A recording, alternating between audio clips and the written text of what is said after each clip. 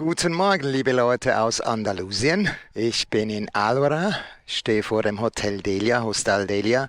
Ein gutes Hotel. Der Besitzer, Pepe, hat seinen eigenen, ob es sein Motorradclub ist, weiß ich nicht. Jedenfalls führt er neben dem Hostal auch das Motorboxes, ein Clublokal, Motorradclub.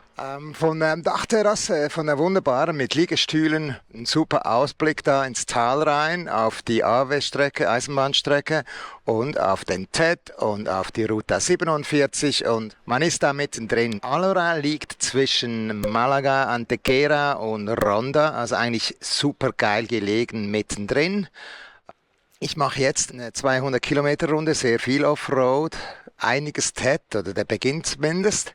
Am Nachmittag auf dem Rückweg, da bin ich noch nicht sicher, da soll es durch die Sierra de las Nieves gehen. Da ist einiges mit Fahrverboten belegt worden. Der TED wurde geändert, aktualisiert, also die alte Strecke ist nicht mehr fahrbar, geht nicht. Ich weiß nicht, ich habe da 2, 3 Tracks rausgezogen aus Wikiloc, die gehen da quer durch. Ob die wirklich machbar sind, weiß ich nicht. Einer müsste machbar sein auf jeden Fall. Jetzt erstmal hoch nach Ardales, in die Nähe vom Caminito del Rey, ein wunderbarer Fußweg. Dann geht's nach Setenil de las Bodegas, ein sehr spezieller Ort, werde ich euch zeigen. Ronda werde ich nur dran vorbeifahren. Und dann, ja, ich schau mal, wie weit das heute geht. Das Wetter sollte eigentlich endlich mal gut sein.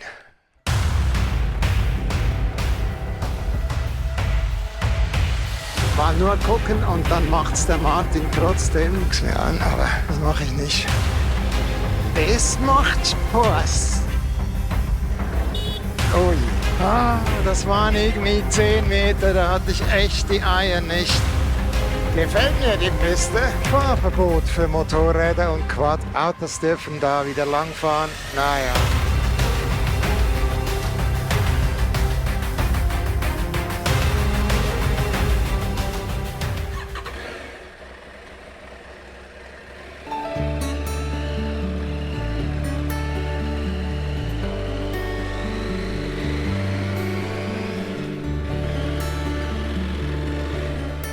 Was soll ich sagen? Die Aprilia macht mir wieder Sorgen mit dem Lenkkopflager. Das ist ein bei mir wohl ewiges Thema. Ich weiß nicht, ich habe jetzt verschiedenste Expertenmeinungen eingeholt, aber ich muss das wahrscheinlich schon wieder von Grund auf neu zumindest aufbauen, anziehen lassen. Da drüben, da sieht man die Eisenbahnbrücke, AVE, der schnelle Zug in Spanien. An dieser Strecke entlang führt auch der TED, ein bisschen weiter oben dann die Ruta 47 werde ich die nächsten Tage dann fahren. Jetzt bin ich hier auf dem TED, also kurz davor schon auf der asphaltierten Straße. Bin ich mit dem TED zusammen, jetzt geht's rüber nach Ardales. Also ich bin da, das ist Bermejo, bin gespannt. Jetzt schon feucht. Obwohl es hier eigentlich gestern nicht geregnet hat, meinte ich.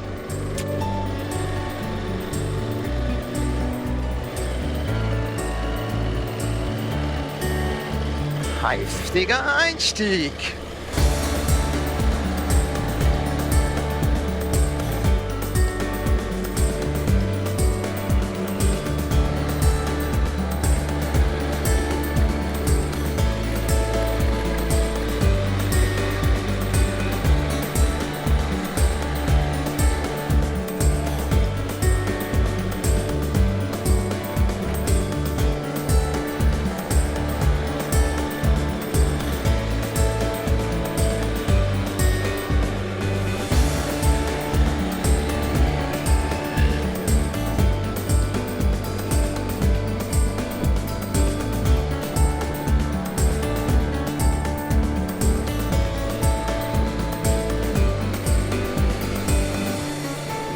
Ich bin ehrlich gesagt echt erstaunt, dass es so steigt.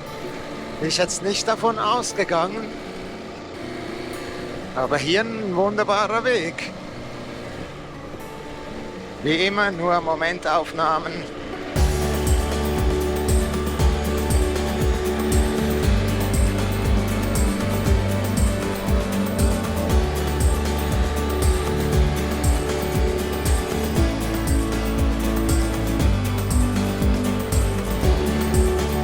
Ein schöner Ausblick hier. wo ich jetzt hochgeklettert bin.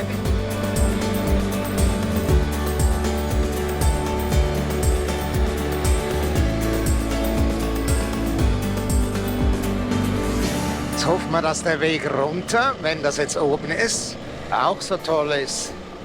Sieht zuerst mal okay aus.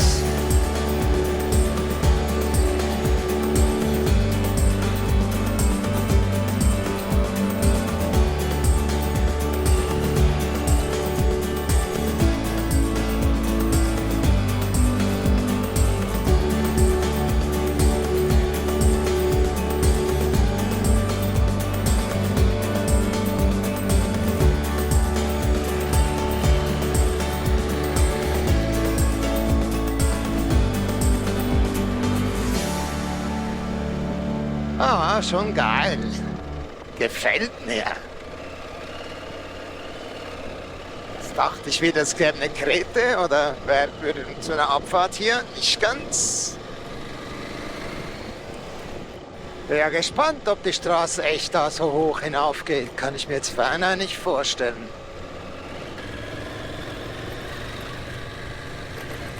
Zwischendurch gerade mal ein bisschen grobschottriger. Ah, das lottert im Gebälk beim Lenkkopflager, das schmerzt beim Zuhören.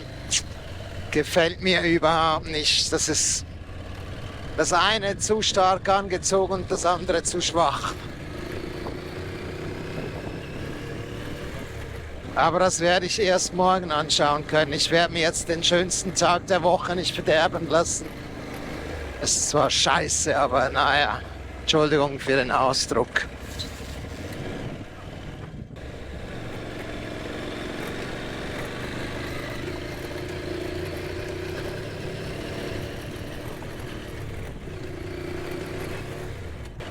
Crossroads.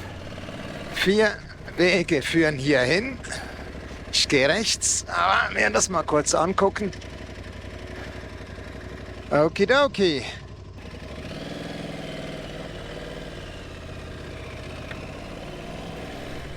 Im Regen gezeichnet hier die Piste.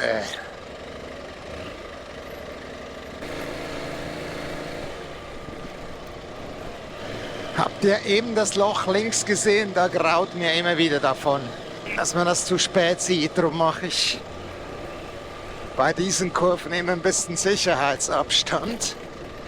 Das könnte ja böse enden, so ein Loch.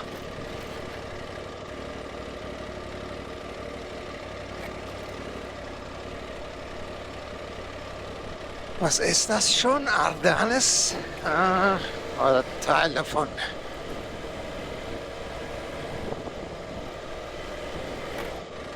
Für mich immer wieder speziell, Wasserdurchfahrten.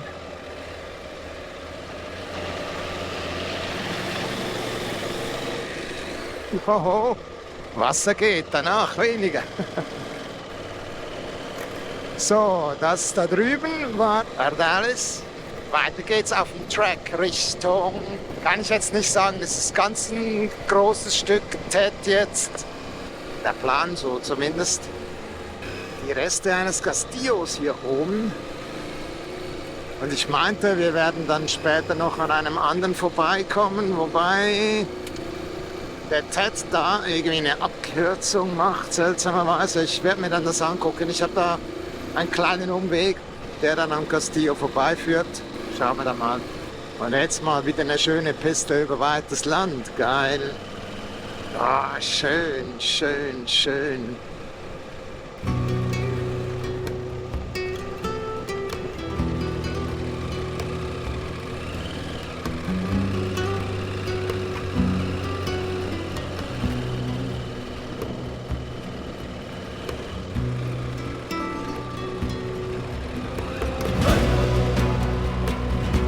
Ups. Habe ich mich jetzt aber gerade doch ein bisschen erschrocken. Quasi der Weg fehlte.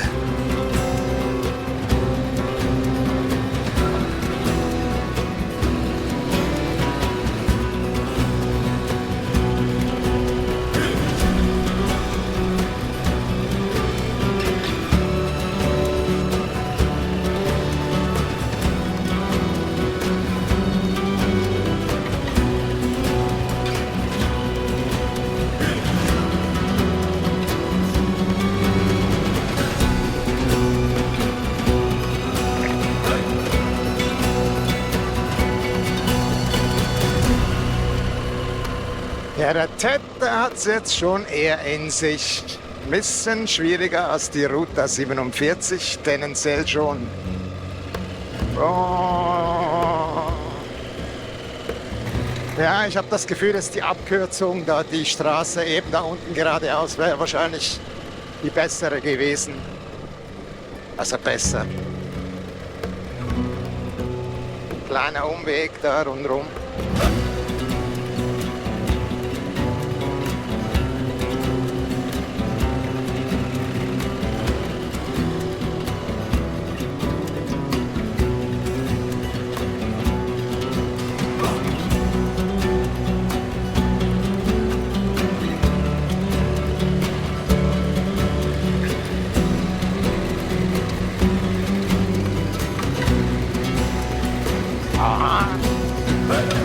Ich müsste jeweils eher vor solchen Klippen gucken, ob ich auch im Offroad-Mode bin.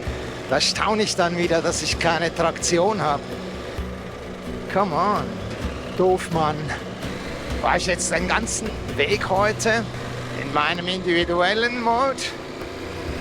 Weil da ist schon nur geringste Traktionskontrolle drin, aber trotzdem ist welche drin. So, Crossroads.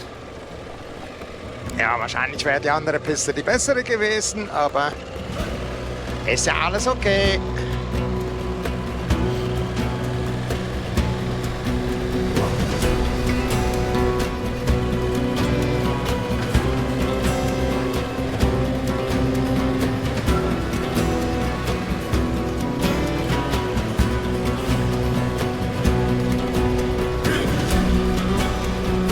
Eben mal wieder ein bisschen ein steinigeres Stück.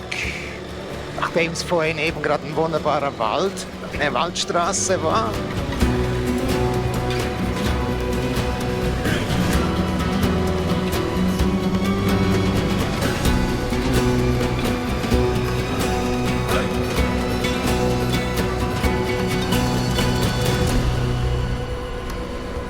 So, seit gestern habe ich hinten einen neuen Reifen drauf, den Dunlop Trail Max Raid heißt der, genau.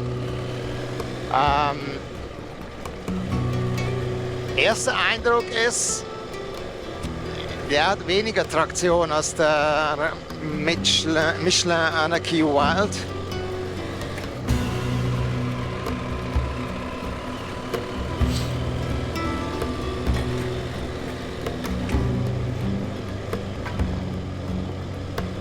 In der raschen Folge wechseln sich hier wieder die Unterlagen, sieht man, ne? Jetzt ist wieder sandig, ehrlich.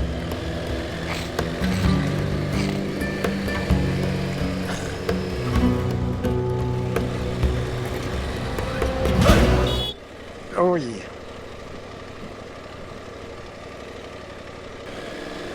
Uiuiui, das habe ich jetzt nicht mitgerechnet hier, dass einer einbiegt, so vom Feld. Auch nicht gesehen, ich glaube, aber er hat sich genauso erschrocken.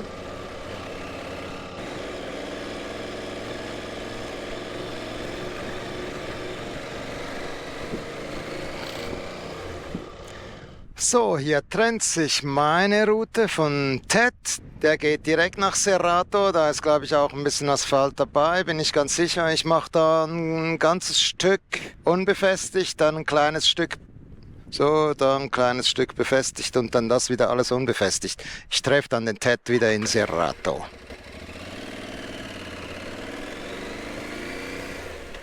Das hier ist alles wunderbare Waldstraße. Da kommt man auch mal ein bisschen zügiger voran, obwohl ich bin eigentlich ziemlich im Verzug.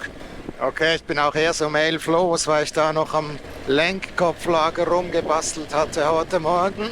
Oder basteln lassen oder wie auch immer.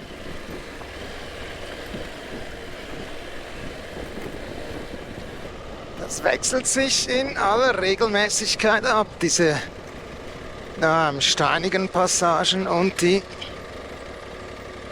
ja, wie auch immer. So, jetzt könnte ich gleich hier rechts hoch, auch wenn da ein Kreuz ist. Geradeaus, oh, ich weiß nicht genau, was das bedeutet. Ich habe mir die Route ausgesucht, jetzt noch ein paar Kilometer geradeaus zu fahren und dann die Abkürzung rüber zur Hauptstraße. Mach das mal so. Ist eigentlich Richtung El Burgo, heißt das, glaube ich. Was dann an der Verbindung liegt, rüber nach Ronda, aber da werde ich eher, wenn, von der anderen Seite wieder kommen. Das habe ich rausgesucht, damit ich ein bisschen Sand üben kann.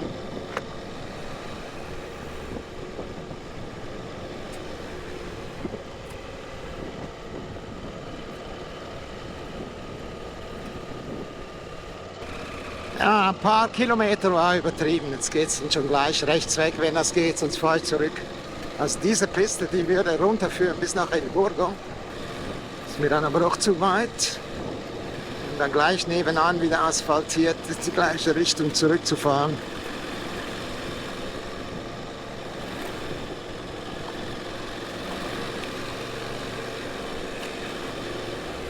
So, jetzt rechts weg. Ach, das ist sogar die Idee. Okay, da ist ein Kreuz da vorne. Ne, das ist nicht die Idee, aber ich mache das jetzt so.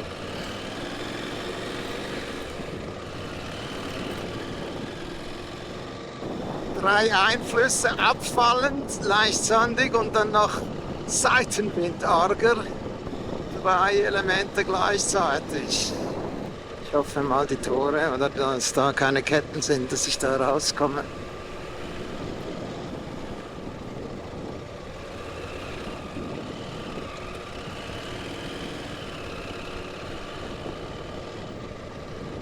Yes. Es ist wieder wunderbar einfach zu fahren, der Waldstraße bis jetzt. Aber ich bin gespannt, ob das so bleibt beim nächsten Abzweiger.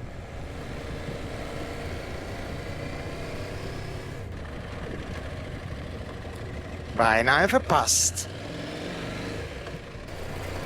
Da war jetzt kein Wegweiser, kein gar nichts. Ist eine Eigenkreation, diese Route nun.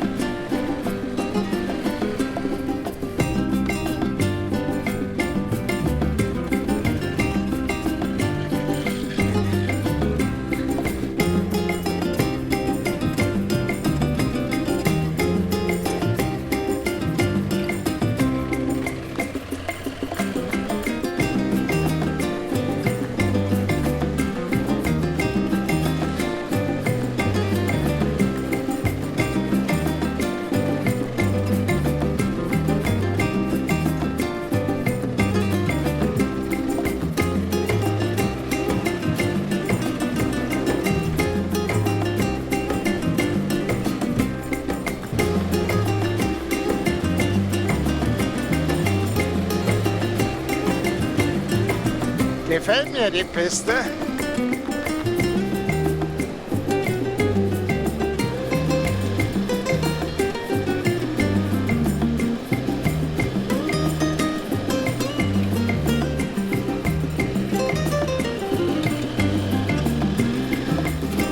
Gleich werden wir wieder mit dem Ted zusammenkommen.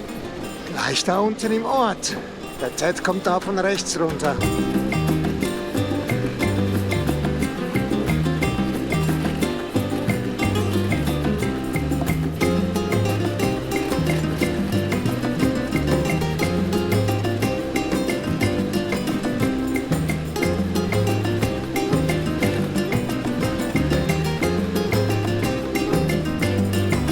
Das macht Spaß.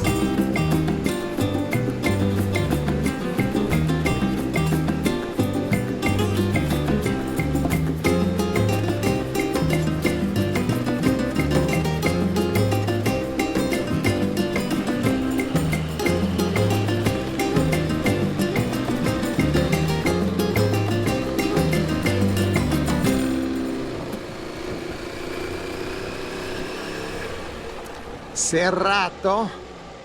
Das ist das, was ich erzählt hatte. Der Ted, der kommt da drüben auf der asphaltierten Straße runter. Ich habe hier ein paar wenige Kilometer Zusatzschlaufe unbefestigt eingebaut.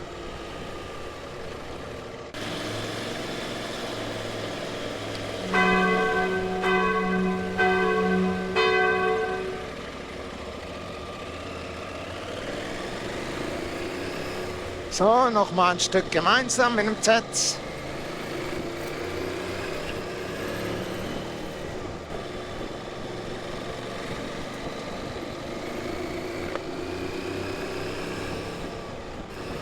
Und wenn ich schon in der Nähe war, wollte ich dann auch mal das bezaubernde Setenil de las Bodegas besuchen.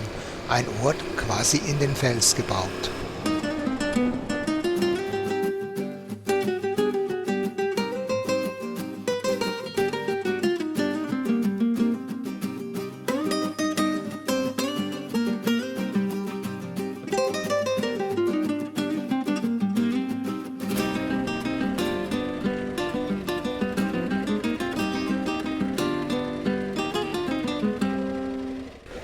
Ich bin jetzt von Setenil de las Bodegas, so kann ich heute das nicht sagen, Richtung Ronda unterwegs. Da war überraschenderweise der erste Teil jetzt frisch asphaltiert. Und jetzt wird es hier immer ein bisschen wilder, der Regenfälle geschuldet der letzten Tage oder Gewitter.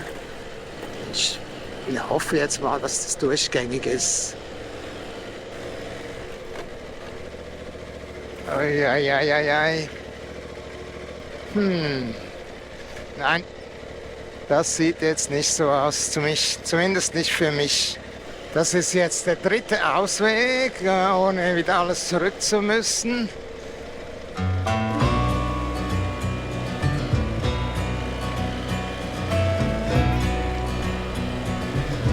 Ja, da sieht es wieder okay aus.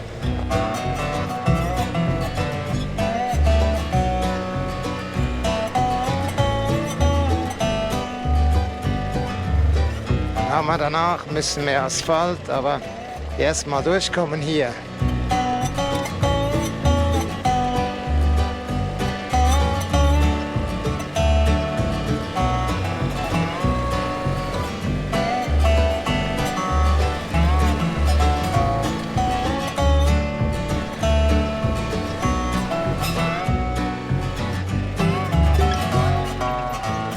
Nehmen wir mal an, das geht da drüben weiter.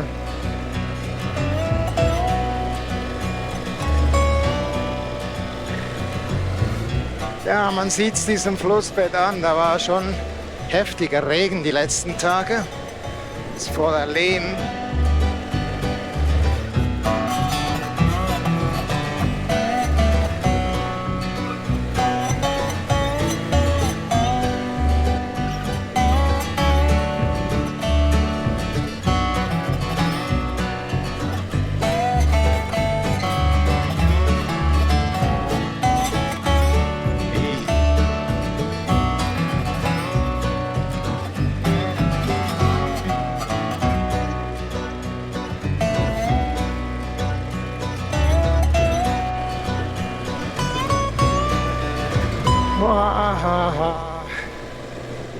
Mal schauen, was mich hier noch erwartet.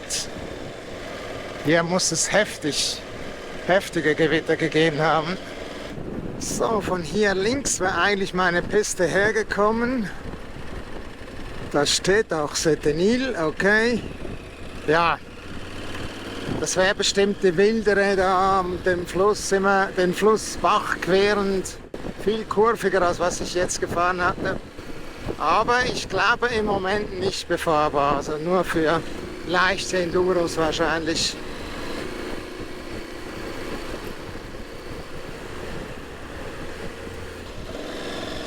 Jetzt hatte ich eben einen Roman erzählt über TED und Streckensperrungen und die Kameras haben mal wieder nicht mitgemacht. Ich habe jetzt so einen Umweg von wahrscheinlich 40 Kilometer gemacht, weil von der Südseite ist die Sierra de Manda für Motorräder und Quad gesperrt. Da stand ich an einem Verbotsschild. Autos dürfen da drüber, finde ich natürlich total unfair. Für viele andere Leute ist es halt einfach ein Ärgernis, wenn da eine Horde lauter Mopeds daherkommt, stinkend laut. Und dann sind dann eben, wie gesagt, die Streckensperrungen nicht weit. Ich habe es angetönt, ich bin jetzt von El Burgo her, fahre ich jetzt rein auf den Puerto de las Mujeres, ist die Idee. Und dann hoffe ich, dass ich dann über El Convento oder wie das heißt, runterkomme nach Junquera. Dann ist es da quasi einfach eine Schlaufe auf der Nordseite dieses Sierra de las Nieves. Jetzt hoffe ich mal, dass es irgendwie zusammen aufgeht.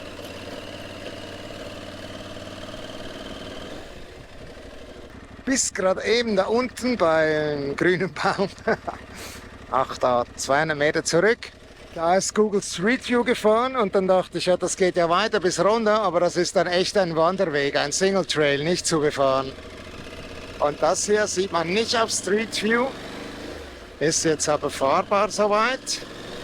Es kann schon sein, dass ich dann wieder die ganze Strecke zurück muss. Ich hoffe es mal nicht. Ich meinte, ich hätte da auch Alternativen gesehen, aber eben wie weit die dann auch fahrbar sind oder erlaubt. Schauen wir mal. Leave no part of me unscathed when you're with me. No smoking to every little cell. If you won't take what you want from me, I'll be torn what you won't tell.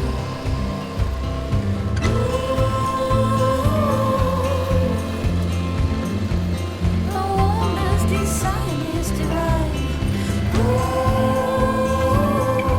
Hübsch ist ja, je höher man kommt.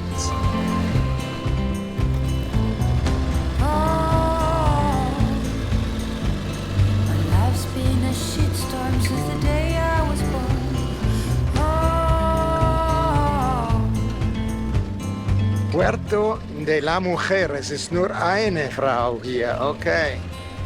Mal gucken, wie das weitergeht.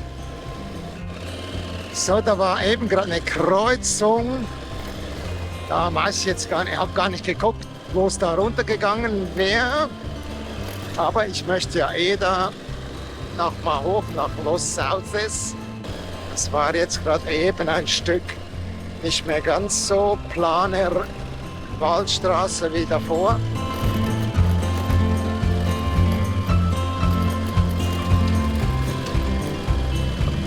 Es schüttelt ein bisschen mehr hier. Also der Wind, der da runterbläst von der Sierra de las Nieves, ist wirklich de las Nieves vom Schnee eiskalt.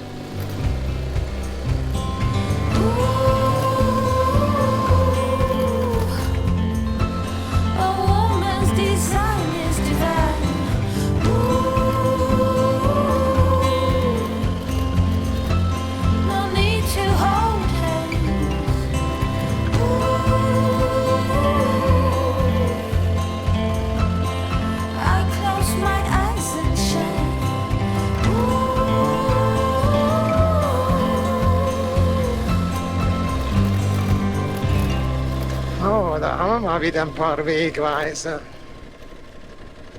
Da geht es mal noch weiter. Ja, und dann endet das dann auch in einem Wanderweg. Da ist eine Kette, fahre ich nicht. Da war ich eben, da ist ein Campingplatz oder für Wohnwagen steht da Fahrverbot für Camper. Aber zelten könnte man da. Jetzt muss ich halt diesen Weg zurück, 2-3 Kilometer und dann runter direkt nach Junquera.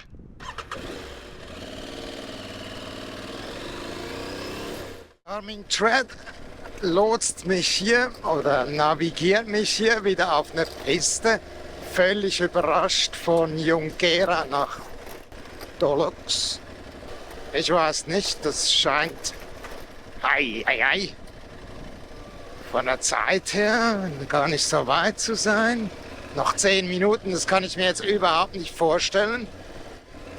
Jedenfalls da schon durch den Ort Junquera durch. War das eine recht wilde Angelegenheit, durch die engsten Gassen im Gegenverkehr. Ich weiß nicht, wie die Leute hier das machen.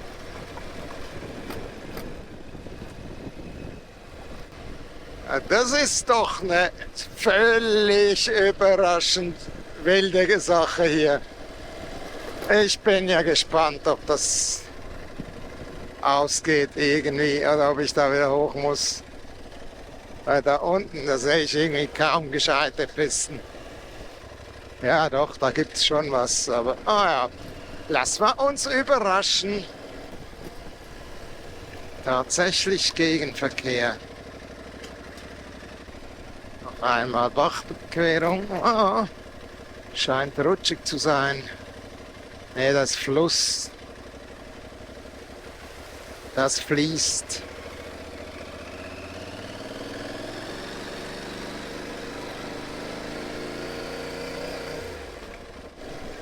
Ja, ich verliere Zeit. Ich müsste hier mal mit 70 fahren. Das habe ich mir gedacht, dass das von der Zeit nicht drin liegen kann, liebes Garmin. Das kann nicht hinkommen. Auf dieser Straße 10 Minuten für 10 Kilometer. Das passt nicht.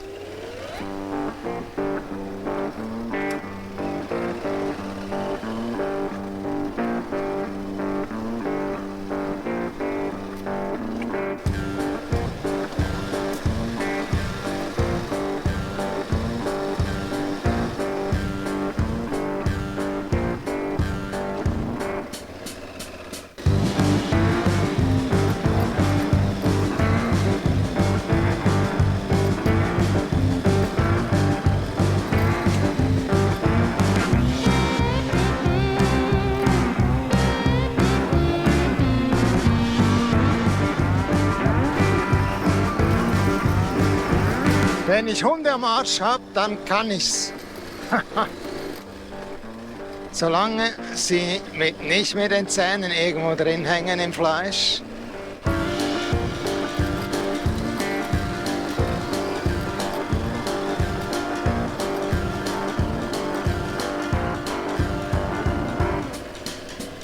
Oh.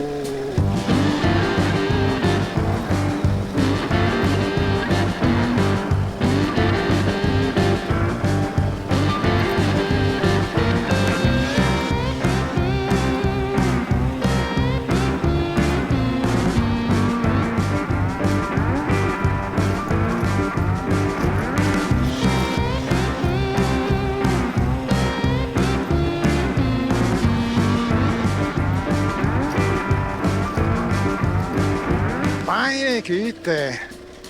Ei, ei, ei, ei.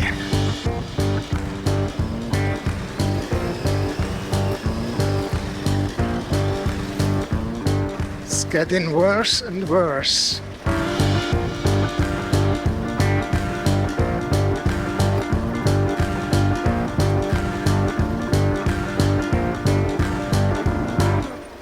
Ah, Mann, das ist too much dann. Was mache ich? Oh, shit.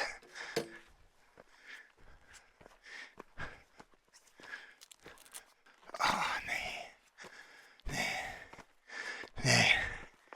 Ich guck's mir an, aber das mache ich nicht.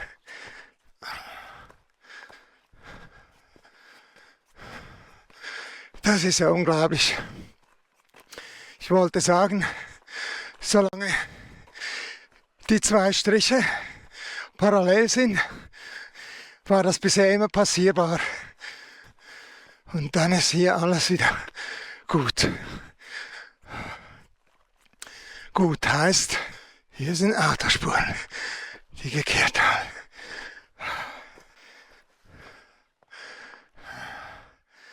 Oh, von oben geht's. Runter würde ich das machen, aber jetzt da hoch.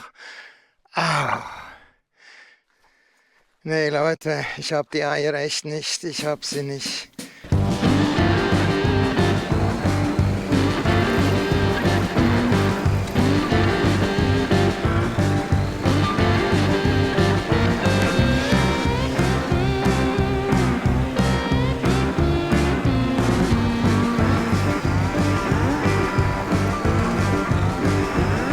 Ja, das sieht natürlich beinahe genauso schlimm aus wie da drüben.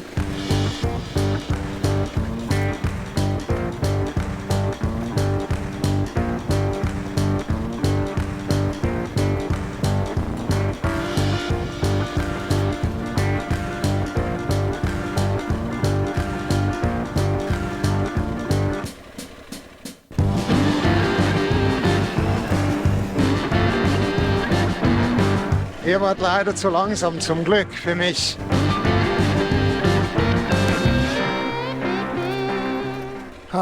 Das waren irgendwie 10 Meter, da hatte ich echt die Eier nicht, ey. Ach, es ist so, wie es ist und trotzdem super ärgerlich. Ich mache noch mal einen Anlauf. Meine Stimme ist so beinahe hinüber, merke ich, weil, ups, das ist jetzt doch grober als erwartet. Ich bin bei Dolox und fahre jetzt hoch nach Istan. Das ist ein Track, den ich habe. Und der geht eigentlich ja auch da durch die Sierra de las Nieves, wo alles verboten ist.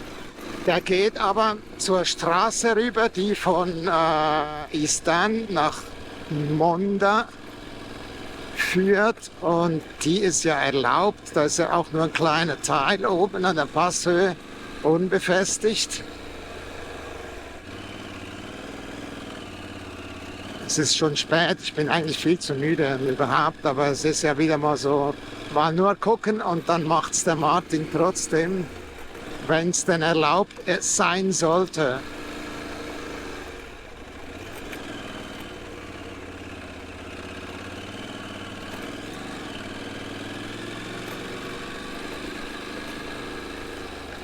Da steht jetzt immer Cerro, irgendwie Passhöhe oder sowas angeschrieben. Aber es kann schon sein, dass dann fertig Friede, Freude, Eierkuchen ist.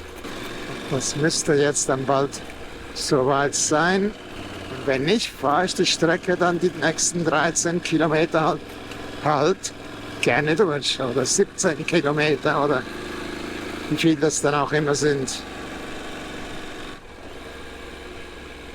Das wird dieser Cerro sein.